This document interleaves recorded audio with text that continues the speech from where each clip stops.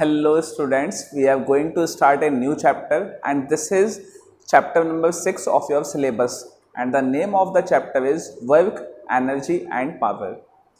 In last chapter we studied about force. पिछले वाले chapter में हमने कंप्लीट लॉज ऑफ मोशन में फोर्स के बारे में स्टडी की थी। अब जाहिर सी बात है किसी चीज़ पे अगर फोर्स लगेगी तो कुछ वर्क डन तो होगा या नहीं होगा। किसी चीज़ पे फोर्स लगे और उसकी वजह से कुछ वर्क डन हो ऐसा ज़रूरी नहीं है। ये बिल्कुल वैसा है कि एग्जामिनेशन के लिए आप बहुत अच्छी पढ़ाई करें, मतलब कि बहुत अच्छी पढ़ाई का मतलब आप बहुत ज़्यादा फोर्स लगाएं अपने अंदर से पढ़ाई के लिए, लेकिन उसके बावजूद आपका रिजल्ट ना आए, that result is work done. ऐसा होता है, कई बार होता है कि आप बहुत अच्छा पढ़ते हैं, बहुत पढ़ते हैं, लेकिन रिजल्ट नहीं आता, that result is work done.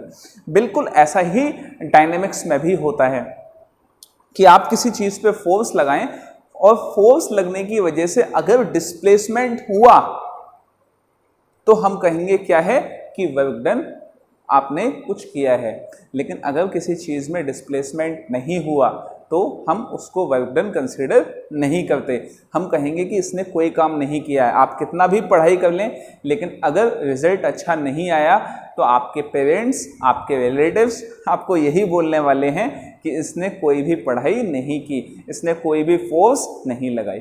क्या समझ में आ गई बात? ठीक है, तो ये वाला चैप्टर 3 पार्ट्स में डिवाइडेड है, वर्क में, एनर्जी में और पावर में। पावर का बहुत थोड़ा सा सेगमेंट हम पढ़ते हैं, ज़्यादातर जो स्टडी होगी वो वर्क की और एनर्जी की होगी और एनर्जी की स्टडी ज़्यादा होगी। तो स्टार्ट करते हैं हम अपनी स्टडी वर्क के साथ। ठीक है, that what is work. Work क्या होता है? किसी भी चीज़ पे आप फोर्स लगाएं और फोर्स की वजह से उस बॉडी में कुछ वर्क डन हो जाए, उस बॉडी में कुछ डिस्प्लेसमेंट हो जाए, that means that is the work done on that body. उस बॉडी पे किया गया वर्क डन है वो। क्या क्लियर होगी बात? तो फटाफट ये डेफिनेशन लिख लेते हैं और इसका फॉर्मूला हम डिराइव करते हैं, निकालते हैं। तो देखिए डेफिनेशन क्या हो गई। When a force is applied on a body due to which that body gets displaced, that will be known as work done on that body। ठीक है, चलिए अब इसका फॉर्मूला निकालते हैं। चलिए फॉर एग्जांपल एक ट्रॉली बैग जिसमें व्हील्स लगे होते हैं, ट्रॉली बैग को आप पकड़ के, उसके हैंडल को पकड़ के आप खींच के आगे की तरफ जा रहे हैं। ठीक है, ऐसे खींच के आप आगे की तरफ जा रहे हैं। जब आप ऐसा कर रहे हैं तो उसके हैंडल पे, उस ट्रॉली बैग के हैंडल पे जो आप फोर्स लगा रहे हैं, that the direction of force will be in this direction. Force आप इस डायरेक्शन में लगा रहे हैं। अब अगर आप फोर्स इस डायरेक्शन में लगा रहे हैं तो डिस्प्लेसमेंट भी इसी डायरेक्शन में नहीं होना चाहिए, लेकिन ऐसा नहीं होता। वो ट्रॉली इस डायरेक्शन में, मतलब आपकी तरफ नहीं आती, बल्कि वो हॉरिजॉन्टल सरफेस पे मूव करती है। This is the displacement of that body. वो उस ट्रॉली का डिस्प्लेसमेंट इस डायरेक्शन में होता है। फोर्स और डिस्प्लेसमेंट के बीच में एंगल थीटा। ठीक है, चलिए अब देखिए, अगर डिस्प्लेसमेंट इस डायरेक्शन में हुआ है, इसका मतलब ये है कि फोर्स का कोई ना कोई कंपोनेंट इस डायरेक्शन में होगा जो इस बॉडी को इस डायरेक्शन में डिस्प्लेस कर रहा है। तो उस फोर्स के कंपोनेंट को जानना बड़ा जरूरी है। इसका मतलब हम यहाँ फोर्स को रिजॉल्व करने वाले हैं। तो फोर्स अगर इस डायरेक्शन में है तो इसको दो डायरेक्शन में हम रिजॉल्व कर देंगे, एक ये वर्टिकल डायरेक्शन और एक ये हॉरिजॉन्टल डायरेक्शन। ये हॉरिजॉन्टल डायरेक्शन, ठीक है। और क्योंकि ये थीटा है तो ये हो गया एफ कॉस थीटा और ये हो गया एफ साइन थीटा।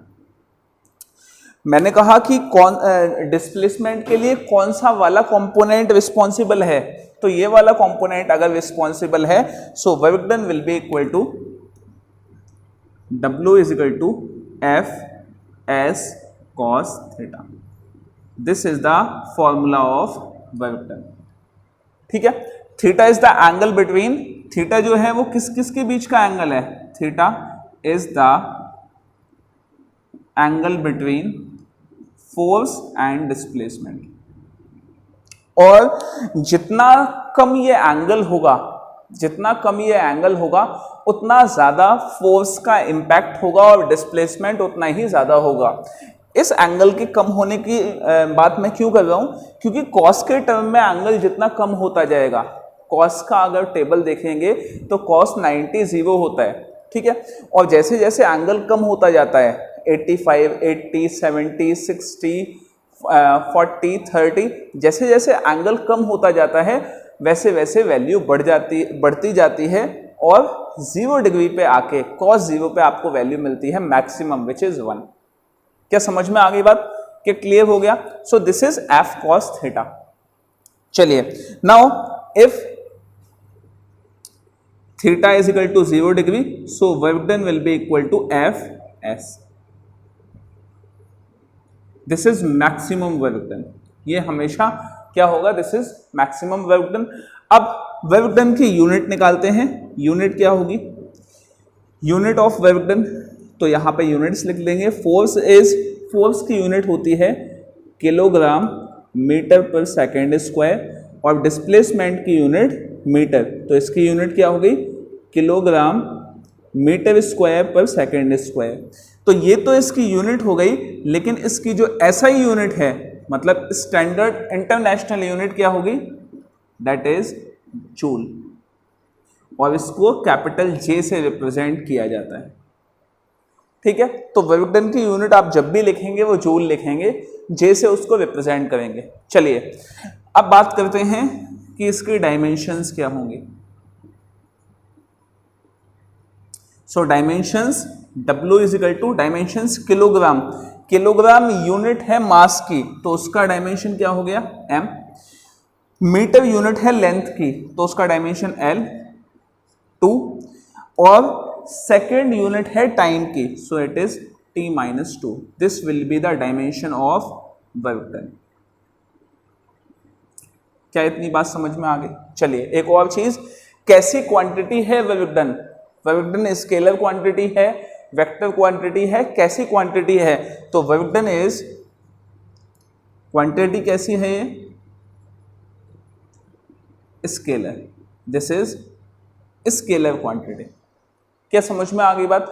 फर्क नहीं पड़ता आप इस पे फोर्स किस डायरेक्शन में लगा रहे हैं, वर्क डन तो हमेशा होगा ही होगा। अगर आप इस तरह से फोर्स लगाएं तो कुछ वर्क डन होगा, अगर उस डायरेक्शन से फोर्स लगाएं तो भी कुछ वर्क डन होगा। एक टेबल को मैं यहाँ से यहाँ डिस्प्लेसमेंट करूँ तो भी हो सकता है वर्क डन 10 जूल का हो, और वहाँ से यहाँ डिस्प्लेसमेंट करूँ सेम डिस्प्लेसमेंट में तो भी वर्क डन 10 जूल का ही होगा। तो इससे फर्क नहीं पड़ता कि डायरेक्शन क्या है, वर्क डन सेम होता है, इसलिए कैसी क्वांटिटी है, स्केलर क्वांटिटी है। ये सारी इसकी बेसिक प्रॉपर्टीज हो गई। चलिए और आगे कुछ बेसिक चीजें समझते हैं इसकी कि बेसिक चीजें क्या है। ये जो फॉर्मूला आपने निकाला है वर्क डन का, वो आपने कांस्टेंट फोर्स के लिए निकाला है, कांस्टेंट फोर्स इस पे अप्लाई हो रही है, उस कांस्टेंट फोर्स के लिए आपने फॉर्मूला निकाला है, this is for constant force. लेकिन प्रैक्टिकली ऐसा पॉसिबल नहीं है, कभी भी किसी चीज पे कांस्टेंट फोर्स लगती ही नहीं है। कांस्टेंट फोर्स का मतलब क्या है वो समझ लीजिए।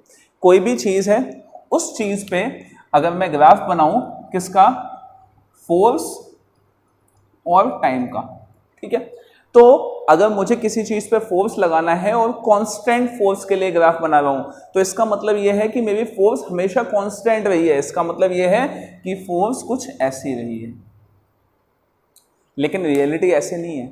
जब आप किसी भी चीज को पुश या पुल करते हैं, फॉर एग्जांपल एक टेबल को जब आप पुश कर रहे हैं, तो पुश करते टाइम स्टार्टिंग में आप फोर्स बहुत कम लगाते हैं, लेकिन आपको पता चलता है कि वो टेबल डिस्प्लेस नहीं हुई, तो आप फोर्स अपनी और बढ़ाते हैं, तो अगर उसका ग्राफ मैं बनाऊं तो कुछ ऐसा बनेगा, this is force, this is time, तो टाइम के साथ फोर्स कुछ ऐसी ऐसी बढ़ती जाती है, ठीक है। तो फोर्स बढ़ना शुरू होगी, आप फोर्स को बढ़ाना शुरू करेंगे, फिर भी वो डिस्प्लेस नहीं हुई तो फोर्स आप और ज्यादा बढ़ाएंगे और ये फोर्स बढ़ती जाएगी।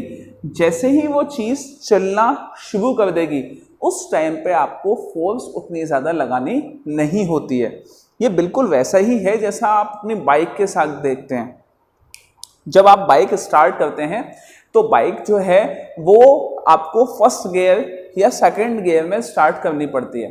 फर्स्ट गियर प्रेफर्ड माना जाता है कि फर्स्ट गियर में आप गाड़ी को स्टार्ट करें। क्यों करें ऐसा?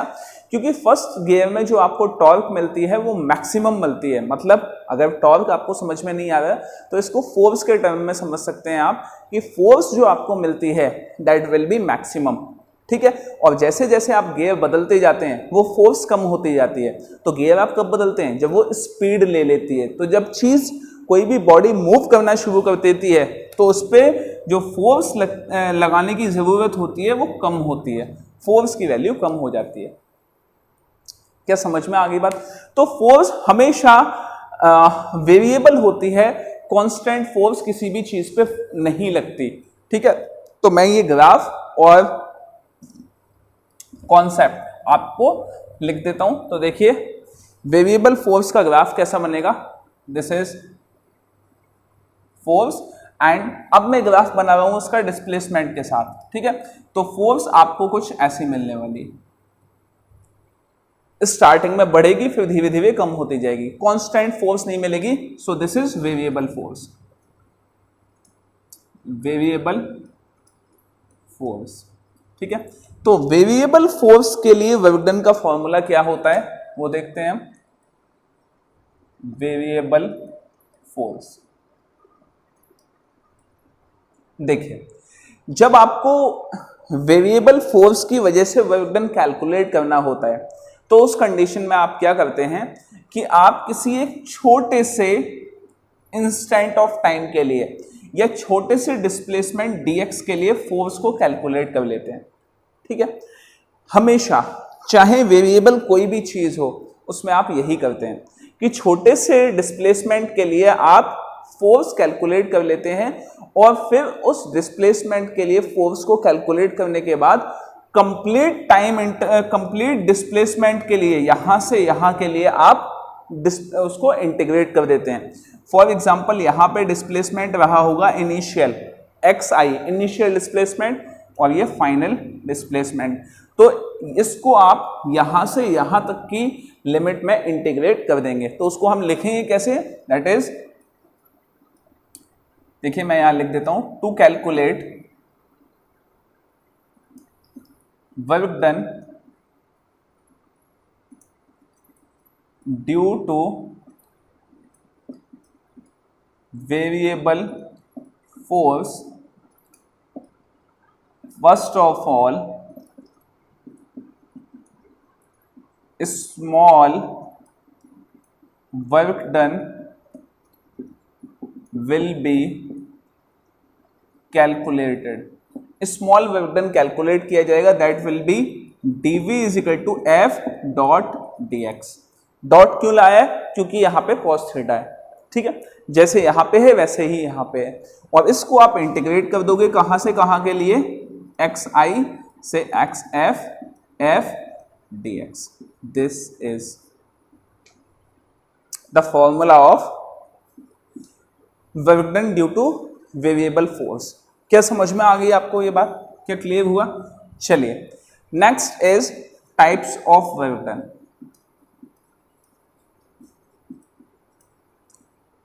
Work done, types of work done, first होता है positive type, second negative, positive work done, negative work done, और थर्ड जीरो वर्क डन। चलिए पॉजिटिव वर्क डन का क्या मतलब है? एग्जामिनेशन के लिए आपने पढ़ाई की और आपके मार्क्स अच्छे आ गए, इसका मतलब है आपकी स्टडी जो है वो पॉजिटिव साबित हुई। इसी तरह से किसी चीज में आप फोर्स लगाते हैं चाहे वो बॉडी पहले से रेस्ट में हो या पहले से मूव कर रही हो। तो जब आप उसमें फोर्स लगाते हैं तो फोर्स की वजह से जो डिस्प्लेसमेंट होता है वो अगर सेम डायरेक्शन में होता है that means called positive vector. ठीक है, तो अगर इसकी डेफिनेशन लिखनी है तो वो क्या होगी, that is F and S are in same direction, same direction में है। दैट इज अगर फोर्स और डिस्प्लेसमेंट दोनों सेम डायरेक्शन में है दैट मीन्स थीटा कितना हो गया, 0 डिग्री। ठीक है, तो थीटा 0 डिग्री हो गया तो इसको हम बोलेंगे क्या, पॉजिटिव वेक्टर। नेगेटिव वेक्टर, कोई बॉडी मूव कर रही है, मूव करती हुई बॉडी में आप कोई फोर्स लग रही है लेकिन उस फोर्स के अगेंस्ट अगर डिस्प्लेसमेंट हो रहा है तो that will be negative vector.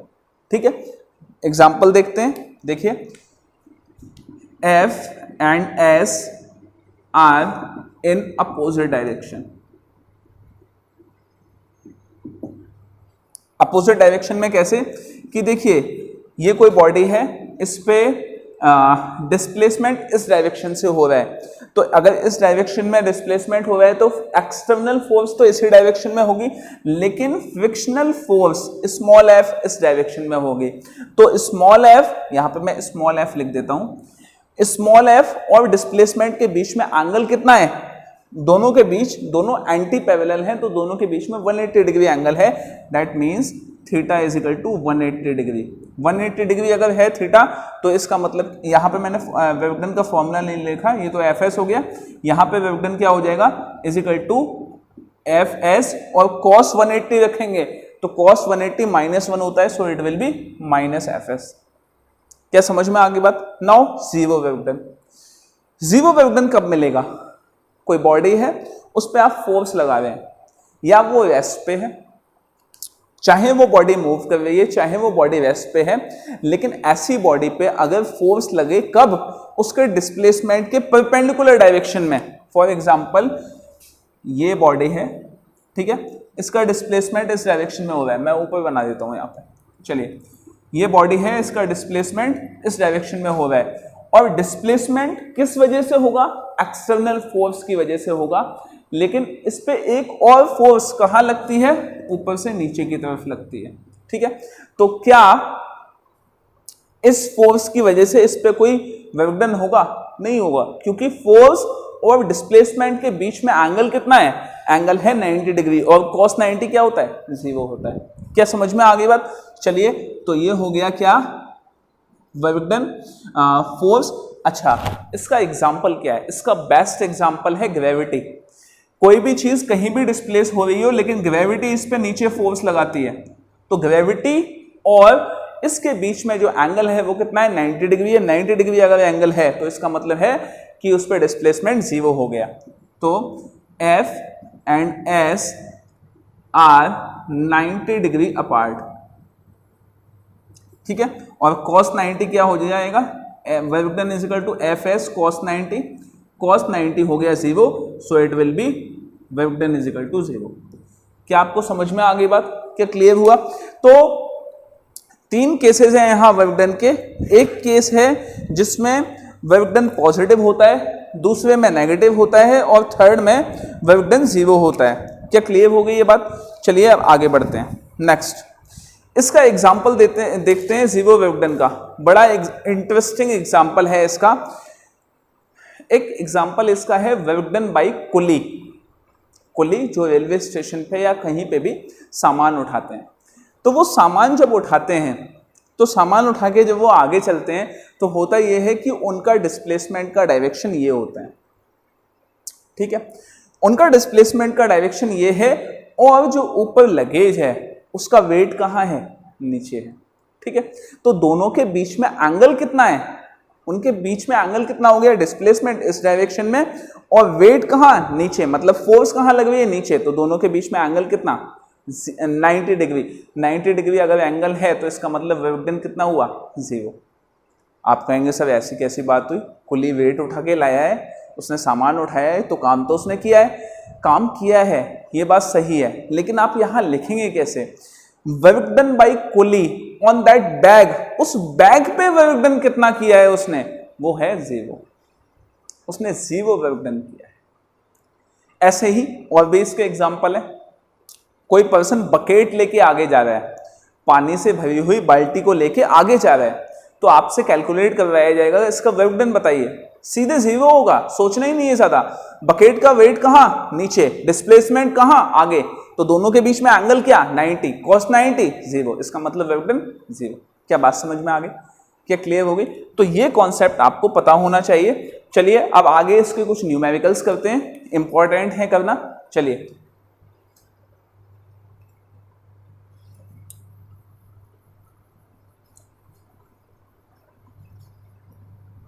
Numericals जितने यहां कराए जाते हैं, समय की एक लिमिटेशन कह लीजिए, बहुत ज़्यादा नहीं कराए जा सकते, तो आप न्यूमेरिकल्स अपने आप जितने हो सकते हैं उतने कीजिए। अगर आपके पास सोर्सेज नहीं हैं जहां से आप न्यूमेरिकल्स कलेक्ट कर सकें, तो आप कांटेक्ट कर सकते हैं, आपको बता दिया जाएगा कि यहां से न्यूमेरिकल्स आप कर लीजिए। चलिए एक क्वेश्चन लिखिए। Question, a body gets displaced 2 meter when 120 Newton force is applied. Find क्या करना है आपको? First, work done due to external force, external को मैंने सिर्फ EXT लिख दिया है। Second, work done due to friction, and third, work done due to gravity.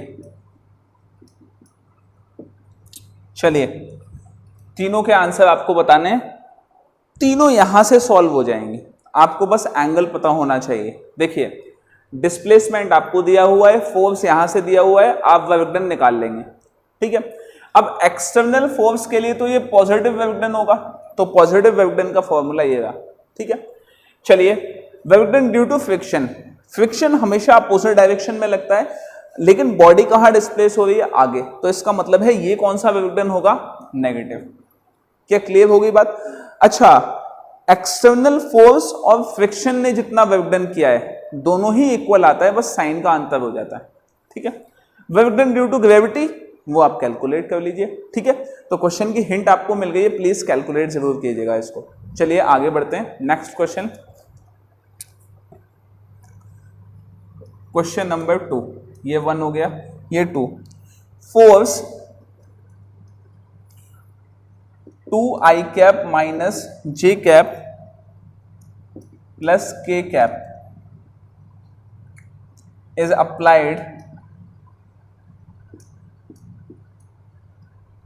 is applied on a body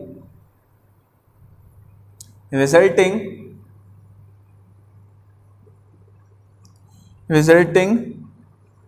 displacement of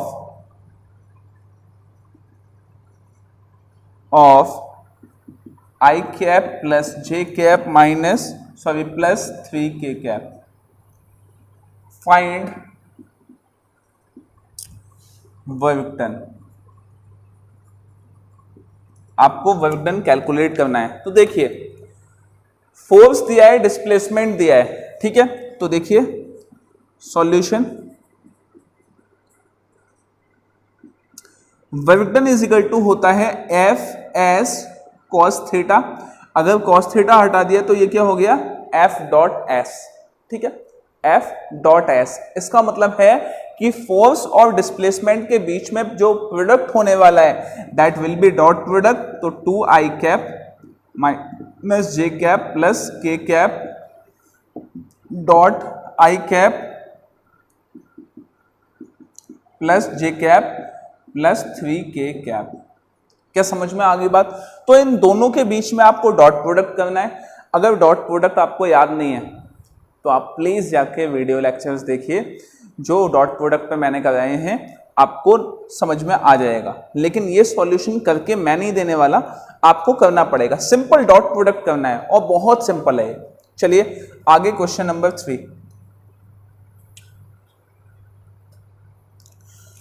force 2x square plus 3x minus 1 applied on a body displaced from x is equal to 0 to x is equal to 4 meter. Find work done. आपको work done calculate करना है। चलिए देखिए, जब भी force इस तरह की इक्वेशन की फॉर्म में दी जाती है, इसका मतलब यह है कि वो एक कांस्टेंट फोर्स नहीं है। कांस्टेंट फोर्स हमेशा आपको किसी वैल्यू के टर्म में दी जाएगी, मतलब 5 न्यूटन, 10 न्यूटन, 12 न्यूटन, ऐसी कोई वैल्यू होगी। इसका मतलब है कि वो एक कांस्टेंट फोर्स है। लेकिन अगर इस इक्वेशन की फॉर्म में है, इसका मतलब वो वेरिएबल फोर्स है। तो वेरिएबल फोर्स के लिए आप फॉर्मूला लगाएंगे, दैट इज सबसे पहले small work done. Small work done is equal to क्या, that is F dot dx, ठीक है। और कंप्लीट वर्क डन निकालना है तो इसे इंटीग्रेट कर दीजिए, F dx, लिमिट लगाइए। इनिशियल लिमिट क्या है 0, फाइनल लिमिट क्या है 4 है। फोर्स की वैल्यू रख दीजिए, F की वैल्यू क्या हो गई 2x square plus 3x minus 1 और dx हो गया, dx 0 से 4। इंटीग्रेशन करके नहीं देने वाला मैं आपको खुद करना है इसका इंटीग्रेशन और लिमिट पुट करनी है और वर्क डन की वैल्यू बतानी है आपको, ठीक है। ये क्वेश्चंस हिंट के साथ आपको बता दूं, आपको एज ए होमवर्क ये करने होंगे। चलिए question number 4।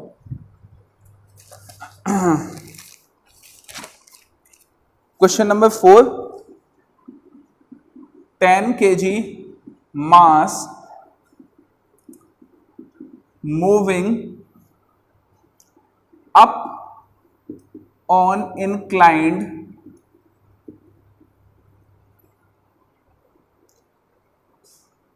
plane, moving up on 30-degree inclined plane gets displaced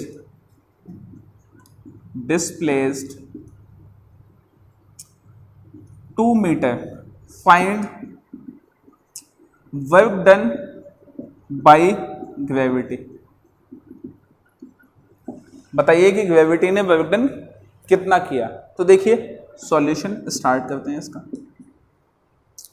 सबसे पहले तो इसका फिगर सोचिए कि फिगर कैसा होगा। आपके पास एक इंक्लाइंड प्लेन है, कितना 30 डिग्री पे, ठीक है। उस पर कोई ऑब्जेक्ट है, अब ये ऑब्जेक्ट ऊपर जा रहा है, तो आपको ग्रेविटी की वजह से, मतलब इस पे डिस्प्लेसमेंट किस डायरेक्शन में हो रहा है, ऊपर, ग्रेविटी की वजह से वर्क डन कैलकुलेट करना है। डायरेक्शन ये हो गया। अब अगर यहाँ ध्यान से देखेंगे तो यहाँ पे ग्रेविटी मीन्स इसका वेट और डिस्प्लेसमेंट के बीच में एंगल 90 डिग्री नहीं है, कुछ एंगल अलग है इस बार। और अगर एंगल अलग है तो उसकी वैल्यू भी अलग आएगी।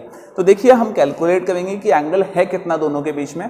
देखिए अगर ये एंगल 30 है तो ये वाला एंगल भी क्या हो गया 30, और ये दोनों क्या है 90। That means the angle between displacement and mg is 120 degree. तो इसका मतलब है वर्क डन जो मिलेगा आपको, that is W is equal to F S cos 120 degree, ठीक है। तो F की value m into g, mass दिया हुआ है 10, g आपने 10 ले लिया, डिस्प्लेसमेंट है 2, और cos 120 की वैल्यू होती है -1/2, ठीक है। So it will B -1/2। तो यहां ये आपका वर्क डन कैलकुलेट हो जाएगा। क्या समझ में आ गई बात? एक क्वेश्चन और,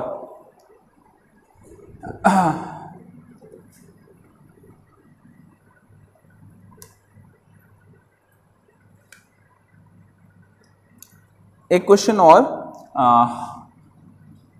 a person carrying a bucket of 10 kg moves in horizontal direction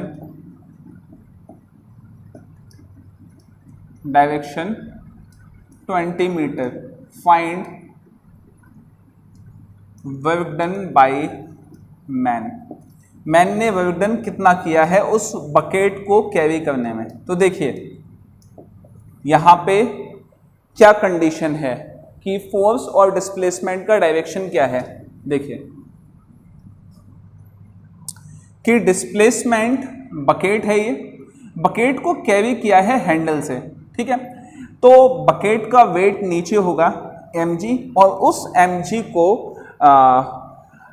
mg को कंपनसेट करने के लिए बकेट पे मैन ने फोर्स किस डायरेक्शन में लगाया, ऊपर की तरफ।